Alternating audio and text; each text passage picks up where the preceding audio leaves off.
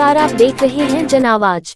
राजनीति में मजबूत पकड़ के साथ अपने रसूख का जलवा दिखा अपनी ही सरकार की खजाने में सेंधमारी करने वाले और खुद को जनता का सेवक और गरीबों का हितैषी बताने वाले विजय राघवगढ़ के भाजपा विधायक संजय पाठक एक बार फिर चर्चा के बीच में हैं।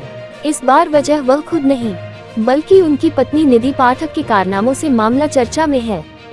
सबसे मजेदार बात यह है कि अब संजय पाठक की पत्नी चोरी जैसी हरकत के चलते अखबारों की सुर्खियां बनी हुई हैं, जिसे समाज का हर वर्ग चोरी जैसे कृत्य को हीन भावना से देखता है।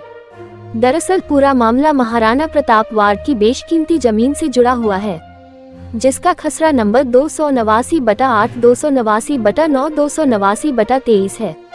पूरी करतूत उस वक्त उजागर हुई जब कलेक्टर की जांच के बाद स्टाम्प शुल्क और पंजीयन शुल्क की कमी पाए जाने पर लगभग 59 लाख रुपए की वसूली एवं दंड का आदेश दिया गया है। मामला कटनी शहर के एक प्रमुख व्यावसायिक क्षेत्र में स्थित लगभग 10,400 वर्गफीट जमीन की खरीद से जुड़ा है।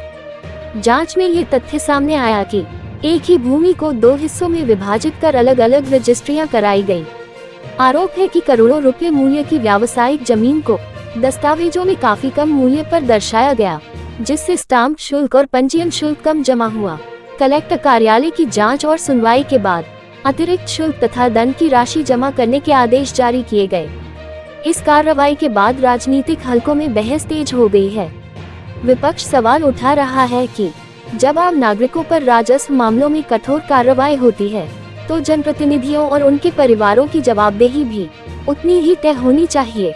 यह मामला इसलिए भी चर्चा में है क्योंकि संजय पाठक प्रदेश के सबसे संपन्न विधायकों में गिने जाते हैं।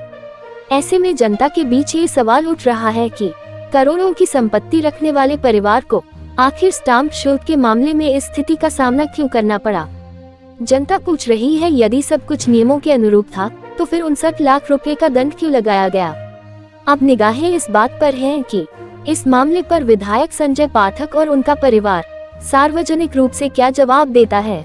ब्यूरो रिपोर्ट, जन आवाज।